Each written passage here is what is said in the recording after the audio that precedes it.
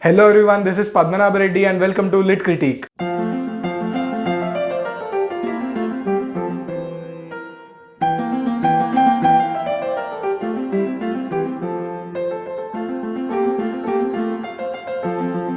Today we'll be looking at a sonnet of one of the greatest writers of English language, that is Edmund Spenser. He is one of the most popular writers in English language, as well as his poetry is much studied in English literature.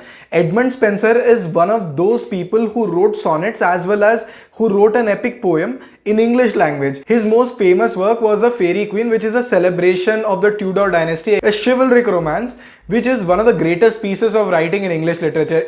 Even Milton was influenced by him. There are many references to Faerie Queene in Paradise Lost as well. For this video, we'll not be looking into Edmund Spenser's personal life. We'll be only looking into this sonnet, One Day I Wrote Her Name. This is sonnet 75 from his collection Amoretti. And in this poem, he discusses more about immortality of soul as well as the remembrance of people even after their death. This poem is written in the form of a sonnet, and I've discussed exhaustively in detail what exactly a sonnet is in a different video. You will be getting the link in the I button above, and also I'll be giving the link in the description down below. Do check out that video to know what exactly a sonnet is.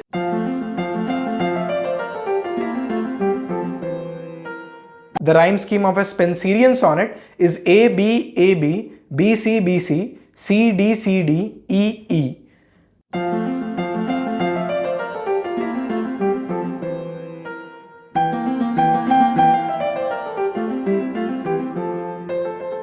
One day I wrote her name upon the strand, but came the waves and washed it away. Again I wrote it with a second hand, but came the tide and made my pains his prey. In these lines, the poet is writing the name of his beloved, his lover, on the beach of an ocean. So the waves come by and they erase off whatever he writes in the sand. This just doesn't happen one time, it happens multiple times. And also the poet exclaims by saying that the ocean has made the poet's pains his prey.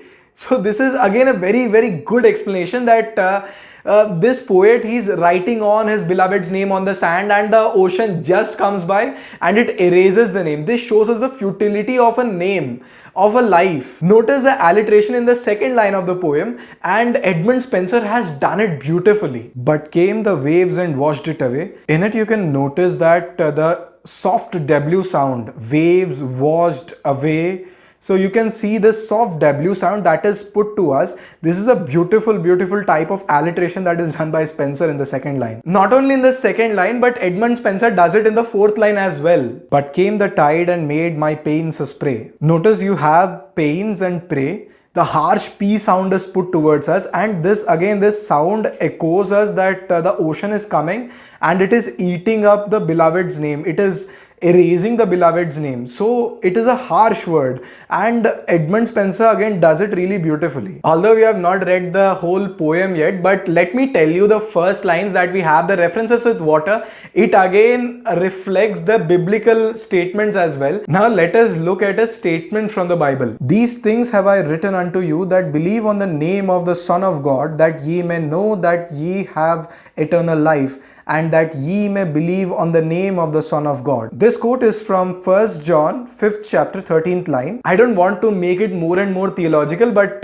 this statement is extremely important for us to understand what exactly he is saying. Here it is told that everything that I wrote unto you in the name of God is because I wanted you to know that you have an eternal life and you believe in the name of God. So in the name of Son of God, so that is again Jesus Christ. It's a New Testament, so mostly it is written Son of God, that is Jesus Christ. It's mostly about Jesus Christ in the New Testament. And here Spenser the poet is writing the name of his beloved on the shore, and by doing that he is telling us that his beloved is an epitome of virtue and beauty, and even she has an eternal life. It echoes with the 1 John, and by doing this, Spenser is again creating an aura which is really unmatched. Although we haven't reached the point in the poem where Spenser literally tells explicitly that he is immortalizing his beloved, but still in the very start, he lays a foundation for that.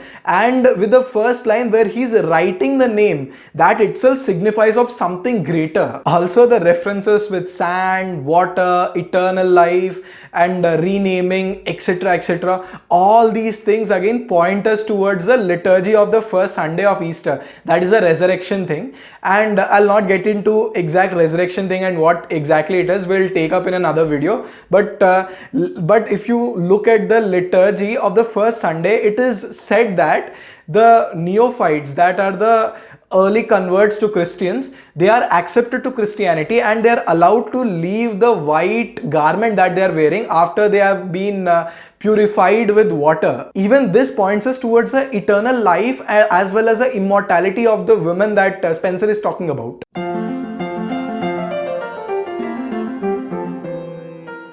Vain man, said she, that dost in vain essay a mortal thing so to immortalize, for I myself shall like to this decay, and eke my name be wiped out likewise. In these lines, we get to see the response of this woman, the beloved of this poet Spenser.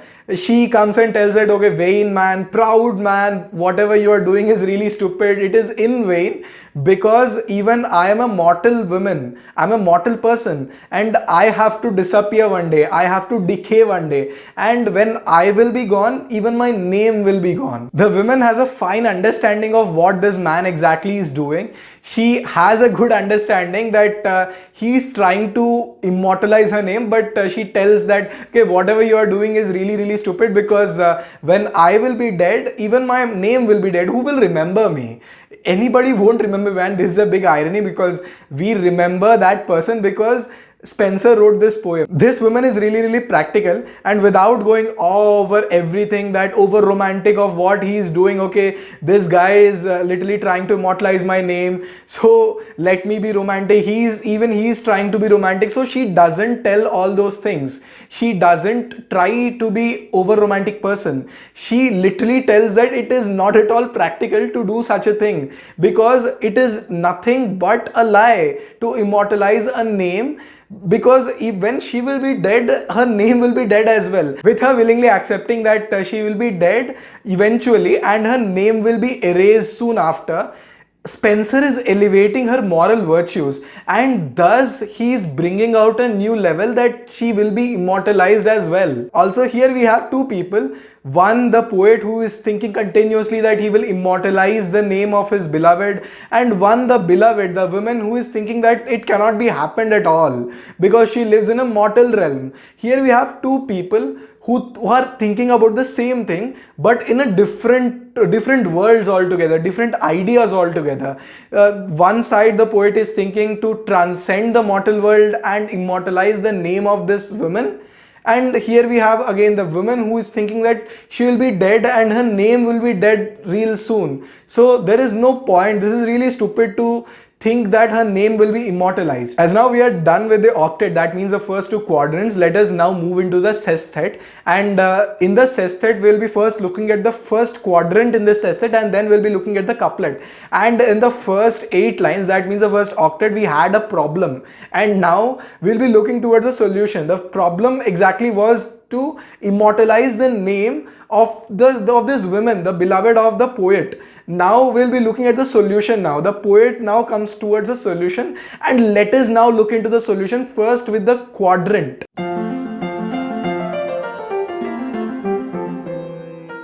Not so, quoth I, let baser things devise, to die in dust, but you shall live by fame. My verse your virtues rare shall eternize, and in the heavens write your glorious name. After the response by the beloved, the lover of the poet, here Spenser again brings out his own reply. He tells that, okay, whatever you have said is alright, but you have got it all wrong. Only the baser people, baser things, that literally means the people of low conduct, feel that death literally means a decaying of body. But I will make your name immortal by writing these lines. And whenever people will read these lines in future, they'll be reminded of you, and thus your name will be immortal and your name will be written in heavens, and thus it will be immortal. And here he is making out a philosophical idea that death literally doesn't mean dying out physically, that means decaying of body. It doesn't mean that. It means that erasing of names from everybody's minds. But here what he is telling, that your names won't be erased for sure, because whatever I am writing, whenever somebody reads these lines, they'll be reminded of you. And when somebody is reminded every time, does that mean that they are dead anymore? They are already immortal. Now look at this. Earlier the woman said that okay, my name can't be immortal, I will die and my name will die as well. But look at the irony, that we are today reading the lines of Spenser and we are reminded of that woman. And even Spenser tells that, even Spenser says that every time somebody reads this, they'll be reminded of you. And this philosophical idea is not only used by Spenser, it is also used by Shakespeare as well. Even Shakespeare, in his sonnet named as Shall I Compare Thee to a Summer's Day, even in that he tells that I'll write this poem and everybody will be reminded of you whenever somebody reads those lines. These lines also have a biblical connotation to it. In the 11th line, we have to die in dust, and this echoes Psalm 35. And let us look at Psalm 35 line 5 for more and more clarification. Let them be as chaff before the wind, and let the angel of the Lord chase them. This line is from the book of Psalms, 35th chapter, 5th line. This observation not only tells us that he is talking about the immortality of the name, but also the immortality of soul. As we're looking through all of these things, it is pretty much clear that Spenser is arguing that death is not a physical one. It is not a physical decay of body. And I have also mentioned earlier that even Shakespeare used this philosophical idea in his sonnets. But there is one more person that we can think of when we think of this idea of immortalizing a person. That is Ovid, a great Roman poet and one of the bards in Roman literature.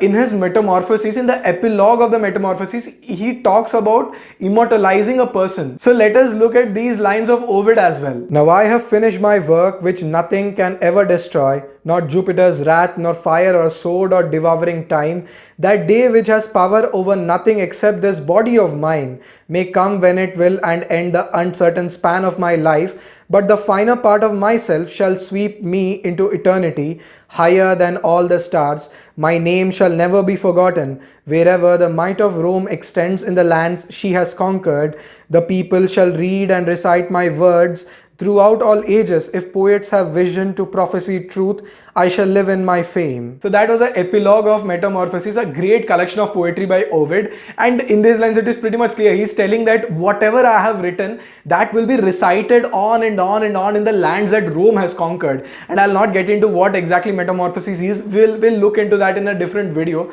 But let us focus on this point that Ovid argues over here. He tells that everything that I wrote, that cannot be destroyed, and through these lines I am immortal now.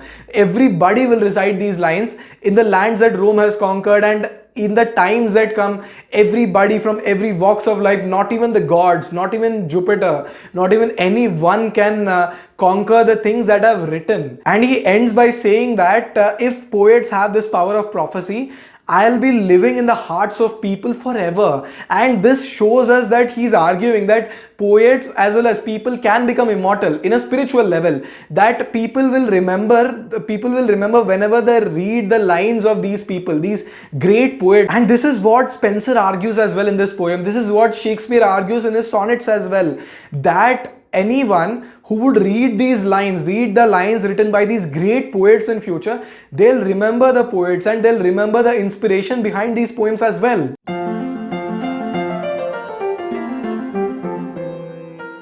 Where when as death shall all the world subdue, our love shall live and later life renew. In this couplet, the last two lines of this sonnet, Spenser talks about this point that, okay, everybody will get succumbed to death, they'll die, but the power of these verses and the love for love for this woman is such that it is getting immortalized. And in the last line, we have these three words, later life renew. This again points us towards a heavenly life, that they will get married in heaven and they will live really happily thereafter. And love is such that they will get reborn again and again, and this makes them eternal. And this is the idea that Spenser talks about. And getting immortalized, the name getting immortalized and the women getting immortalized is pretty much that Spenser talks about. And he gets successful as well, because today we are talking about Spenser and his sonnet as well, and we are talking about that women as well. So in a way, Spenser wins over here. He tells that, okay, whenever anyone reads these lines,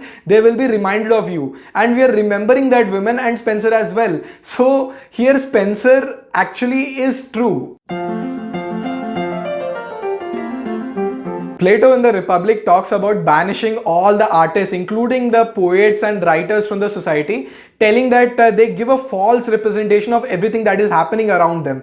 But here, just look at Spenser. He gives us a realistic perspective of everything, and also a different perspective that love can be eternal and a name is immortalized. And in a way, he is winning, because we are remembering that person's name.